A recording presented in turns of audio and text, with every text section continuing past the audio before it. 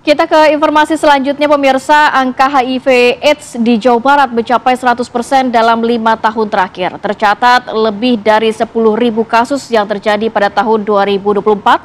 Mirisnya, hubungan seksual yang menjadi faktor penyebab naiknya HIV di Jawa Barat juga menjamur di kalangan remaja berusia 15 hingga 19 tahun. Komisi Penanggulangan AIDS KPA Provinsi Jawa Barat mengungkap kenaikan angka dari HIV/AIDS di Jawa Barat yang naik 2 kali lipat atau 100% dalam 5 tahun terakhir. Ada lebih dari 10.000 kasus dalam tahun 2024. Ini menunjukkan kenaikan 5 tahun sebelumnya atau tahun 2020 yang mencatat hanya sekitar 5.000 kasus. Hubungan seksual beresiko disinyalir menjadi faktor penyebab utama naiknya angka HIV di Provinsi Jawa Barat. Ini juga terjadi di kalangan remaja berusia 15 hingga 19 tahun. Menurut survei KPA tahun 2022, rata-rata siswa SMA mengaku pertama kali melakukan hubungan seksual pada usia 13 hingga 14 tahun. Dari 10.000 kasus pada 2024, tercatat 2.900 diantaranya merupakan anak-anak dan remaja yang menderita HIV/AIDS. Lebih mengejutkan lagi, sebagian dari mereka tidak hanya berhubungan seksual dengan satu orang, yang akhirnya membuat risiko penyebaran dan penularan HIV semakin besar.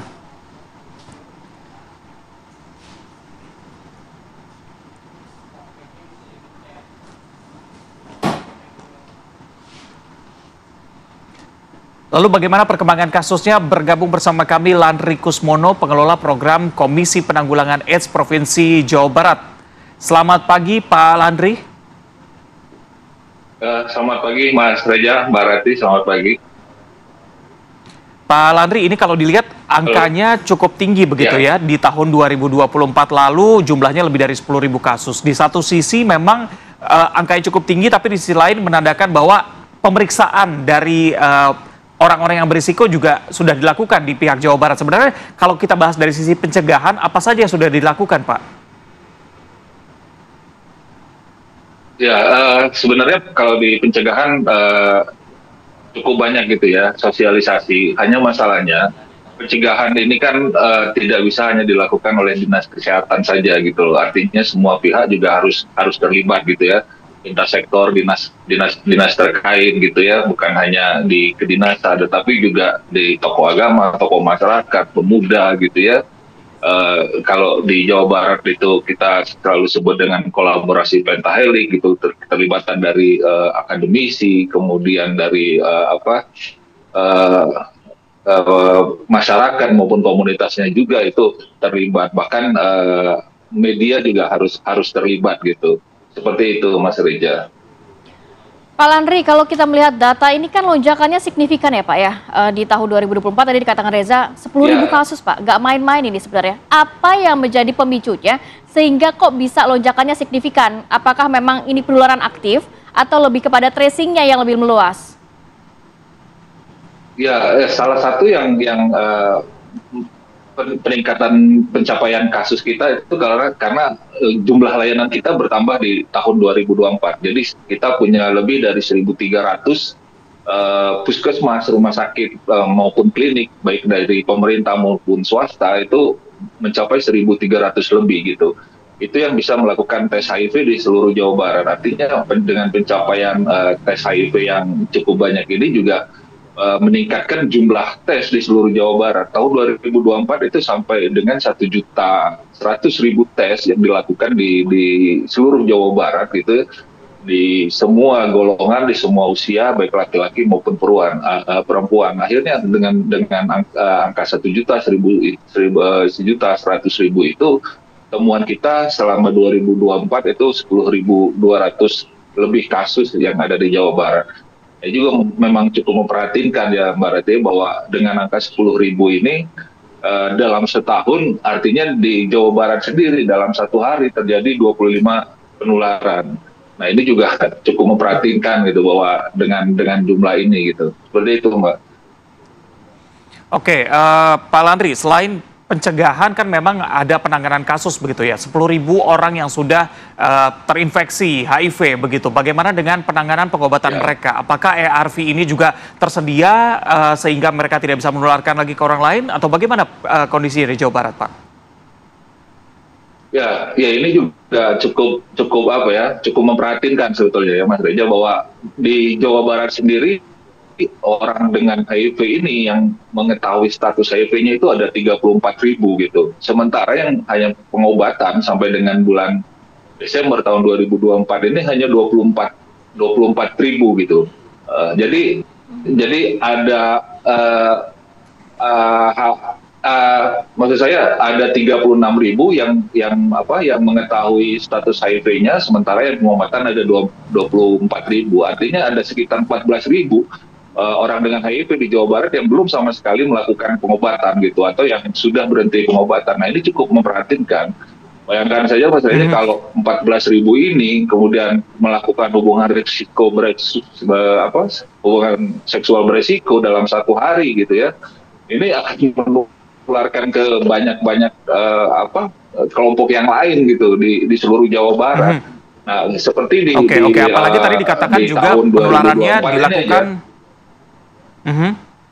tidak dengan pasangan yang satu begitu ya, ada beberapa pasangan lainnya. Tapi Pak Landry, yang menjadi challenge adalah ada 14.000 yang tidak melakukan pengobatan. Kendalanya sebenarnya di mana? Apakah pengobatan atau obat yang tidak sampai di Jawa Barat, atau mereka yang tidak mau berobat? Karena kalau dari informasi yang saya dapatkan sebenarnya obatnya gratis begitu.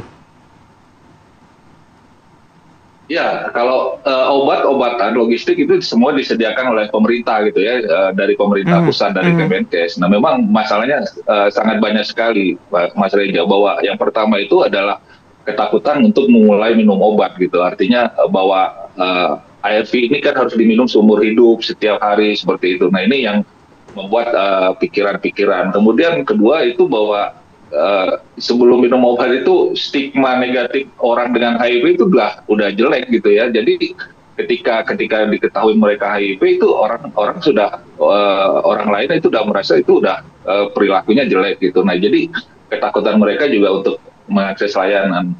Kemudian yang ketiga itu jarak gitu ya. Beberapa layanan di pengobatan memang di Jawa Barat ini sampai dengan Desember ini kemarin kita baru 400 layanan pengobatan gitu yang ada di Jawa Barat. Ini jumlahnya cukup kecil karena dibandingkan dengan provinsi lain, terutama Jawa Tengah yang udah di atas angka 700 gitu ya tempat layanan. Nah, kita di Jawa Barat baru 400-an angka, kemudian ini akan berkembang lagi. Ini jarak juga sangat membuat orang untuk mengaksesnya ini menjadi hambatan gitu. Selain juga dengan memang banyak dari teman-teman orang dengan HIV ini yang mengakses ini, kalau obatnya gratis, tetapi untuk tes dan lain-lain gitu ya, ada administrasi dan lain-lain itu juga masih ada gitu. Artinya mulai kalau di rumah sakit itu sekitar 75 sampai 150.000 gitu ya. Cuma kalau di puskesmas gitu memang agak lebih murah untuk mendapatkan obat ARV. Obat ARV-nya sendiri gratis, Mas Reza. Baik, obatnya gratis, penanganan juga sudah diupayakan terus oleh Pemprov Jawa Barat. Tapi Pak, kalau berbicara mengenai angkanya, tadi dikatakan bahwa usia 14 sampai dengan 19 tahun, Pak, ini kan masih masih pelajar lah, Pak. Apakah ada treatment khusus atau pendampingan khusus kepada mereka? Ya, justru ini Mbak, bahwa terus terang kami akui bahwa untuk usia-usia 14 terutama sampai dengan 19 tahun ini masih sangat kurang gitu ya. Karena pendampingan anak remaja ini kan usia anak gitu ya, di bawah 19 tahun atau 18 tahun ini sangat banyak risikonya gitu. Karena dengan memberikan informasi kemudian mengajak tes anak-anak HIV juga nggak bisa sembarangan gitu kan. Untuk mengajak mereka melakukan tes saja harus ada izin orang tua gitu atau walinya gitu. Nah, ini juga cukup repot gitu ya. Kemudian memberikan informasi bahwa informasi di sekolah juga kita betul-betul harus hati-hati. Nah, ini banyak sekali gitu tantangan yang disampaikan di kelompok-kelompok remaja maupun anak sekolah ini gitu. Selain ya. Oke, baik. Kita harapkan pencegahan juga bisa dilakukan, dan lagi-lagi orang yang 14.000 orang tadi bisa mengakses obatnya supaya tidak menularkan lagi. Terima kasih Pak Landry sudah berbincang bersama kami pagi ini. Selamat kembali bertugas.